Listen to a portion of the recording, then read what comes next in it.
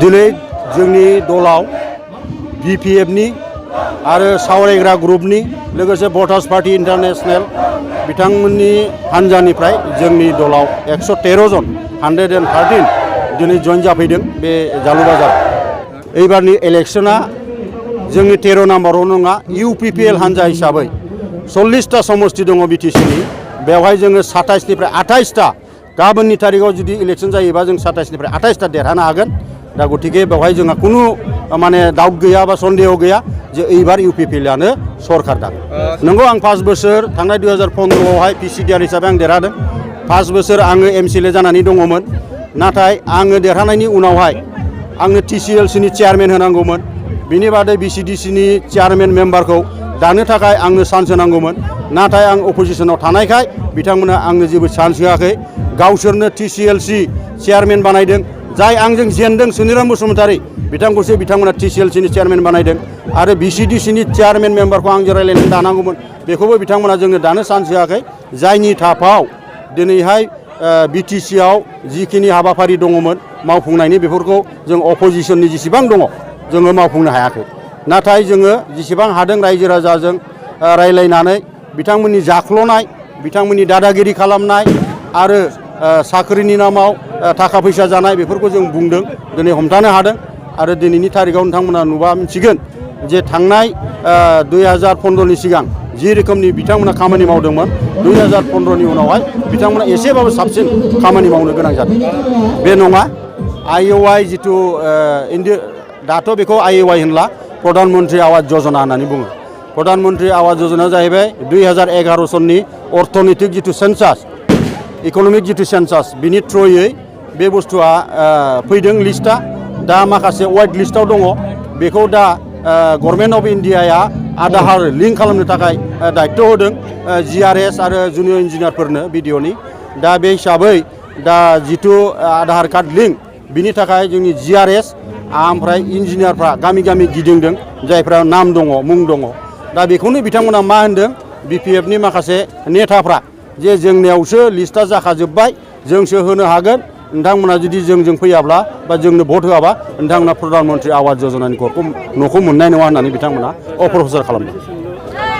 नोंगौ NDFBनि माखासे 3-4 मानसिफ्रा ज' जानानै बे प्रेस मिट खालामदों बा ससियेल मिडियायाव बुंदों जे एबार BPFखौ माने बिथांमोना मदद खालामगोन होननानै। खिन्थु 3-4ल' बावहाय गासिबो नङा। खारन जोंनि दलखौ नोंथांमोना नुबाय UPPL दलाव NDFB प्रग्रेसिभआ 100% जोंजों दङ। बिनि बादैबो दिनैहाय सावरायग्रा जिथु ग्रुप बा संबिजित ग्रुप जायखौ जों होनदोंमोन बिनि जेनेरेल सेक्रेटारि जोंजों दङ। दा गतिके जोंनि नुनायाव बिथांमोनजों जिखिनि दङ जायफ्रा माने थाखा फैसानि लब, जायफ्रा थाखा फैसाजों बायजादों बिथांमोनाल' बे BPF हान्जाजों खामानि मावदों। बाखि माखासे जोंजों दंजोबो। नङा बे रोखोम जेबो जायाखै। जोगारनाय रोखोमनि जेबो बाथ्रा फैयाखै। बिथांमोनहा जोंहा लास्ट जेला केन्डिडेट जोंना जाजोबखांबाय, फाइनालाइज जाबाय, डिक्लारल' होनो बाखि दं, अब्लासो बिथांमोना जोंजों रायलायफैदोंमोन, टिकेट बिदोंमोन। आरो बेबो अनलि अनजालि दैमारिनि थाखाय बिफैदोंमोन। बेवहाय आं निजे दंमोन, आं बरपेटा रडआव रायलायदों।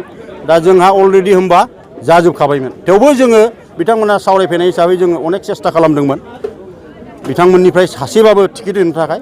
खिन्थु आनफर्चुनेटलि जोङो होनो हायाखै, बिनि थाखाय जों दुखित। টোটেল 113 মই শুনিবলৈ পাইছোঁ 113 আজি UPPLক জইন কৰিলে। আৰু আমি আমাৰ দলৰ পৰা আমি আঁকোৱালি লৈছোঁ। তেখেতলোকক আমাৰ দলত আমি দায়িত্ব অৰ্পণ কৰিম যাতে তেওঁলোকে UPPL দলৰ হৈ অঞ্চলত ৰাইজক লগত লৈ পেলাই কাম কৰিব পাৰে। BPFৰ পৰা আছে, তাৰপিছত NDFB সাৱৰাইগ্ৰা গ্ৰুপৰ আছে আৰু লগতে ভটাৰ্ছ পাৰ্টি অফ ইণ্টাৰনেশ্যনেলৰ আছে। টোটেল 113 মই যিটো এতিয়া গম পাইছোঁ। তেতিয়া তেখেত হ'ল সেইদিনা 27 জানুৱাৰী একত হোৱাৰ আগে আগে মেইনমানৰ পৰা আহিছে। তেখেতে এই অঞ্চলৰ ৰাইজৰ কি ভাৱ চলি আছে, ৰাইজে কি ভাবি আছে এইবিলাক একো নাজানে। তেখেতে ৰাজনীতিকত নতুন, তেখেতে একো গম নাপায়, ৰাইজে তাক চিনি নাপায়। যাৰ কাৰণে তেখেতে যাহা তাহা কথাবিলাক কৈ আছে। তেখেতে নাজানে যে BPF পাৰ্টি যে এই অঞ্চলৰ 17 বছৰ শাসন কৰিলে আৰু এই 17 বছৰ তেখেতসকলে যে দুৰ্নীতি কৰিছে, দাদাগিৰি কৰিছে, ৰাইজক যে ঠগাইছে, আজি প্ৰধানমন্ত্ৰী আৱাস যোজনা ঘৰবিলাক দিয়া নাই, ৰেচন কাৰ্ড দিয়া নাই, বুঢ়া বুঢ়ী পেঞ্চন দিয়া নাই, বহুত আঁচনি চৰকাৰৰ যিবিলাক আঁচনি আছে ঠিকমতে তেখেতে দিয়া নাই। এইবিলাক কথা তেখেতে নাজানে, যাৰ কাৰণে তেখেতে কৈ আছে যে UPPL দলে ফেক্টৰ নহয়। হয়, মই 5 বছৰ MCLA আছিলোঁ, কিন্তু মই চৰকাৰৰ লগত নাছিলোঁ, মই বিৰোধী দলত আছিলোঁ। আৰু মই জিকি যোৱাৰ পিছত মোক TCLCৰ চেয়াৰমেন দিব লাগিছিলে, নিদিলে। তাৰপিছত BCDCবিলাক মোক লগত লৈ পেলাই চেয়াৰমেন মেম্বাৰবিলাক চিলেকশ্যন কৰিব লাগিছিল, চিলেকশ্যন নকৰিলে। তেখেতে টোটেলি আমি যিকেইটা অপজিশ্যনৰ পৰা জিকি গৈছিলোঁ সেই MCLA কেইটাক তেখেতসকলে কোনো পাৱাৰ তেখেতসকলে নিদিলে, যাৰ কাৰণে আমি ৰাইজৰ এই 5 বছৰ যি ধৰণৰ কাম কৰিব লাগিছিল আমি কৰা নাই বা কৰিব পৰা নাই। গতিকে তেখেতসকলে এই কথাটো তেখেতসকলৰ BPFৰে চৰকাৰ আছে, গতিকে BPF যদি কৰিব নোৱাৰে আমি অপজিশ্যনে কেনেকৈ কৰিব? এইটো 100% মিছা কথা। আমাৰ BJPৰ লগত আলাপ আলোচনা দিল্লীত একো হোৱা নাই। মই সদায় আমাৰ প্ৰমোদ বড়ো ডাঙৰীয়াৰ কণ্টেক্টত মই আছিলোঁ, ফোনত মই কথা পাতিছোঁ। তেখেতে যি BTR চুক্তি হৈ গ'ল আমাৰ 27 জানুৱাৰীত, এই একৰ্ড ইমপ্লিমেণ্টেশ্যনত কেনেকৈ কৰা যাব, কাৰণ সেই BTR একৰ্ডত 6 মাহৰ ভিতৰত কিছুমান একৰ্ড ইমপ্লিমেণ্টেশ্যন কৰিব লাগে বুলি লিখা আছে BTR চুক্তিত। গতিকে সেইটো একৰ্ড ইমপ্লিমেণ্টেশ্যন কৰাৰ ক্ষেত্ৰত তেখেতে আমাৰ হোম মিনিষ্টাৰ সন্মানীয় অমিত শ্বাহ ডাঙৰীয়াৰ লগতহে আলোচনা কৰিবলৈ গৈছিল, আৰু অফিচাৰ দিল্লীৰ হোম ডিপাৰ্টমেণ্টৰ যিবিলাক অফিচাৰ আছিল তেখেতসকলৰ লগতহে কথা পাতিবলৈ গৈছিলে। কোনো BJPৰ নেতাসকলৰ তেখেতে লগ ধৰা নাই আৰু আলাপ আলোচনা কৰা নাই।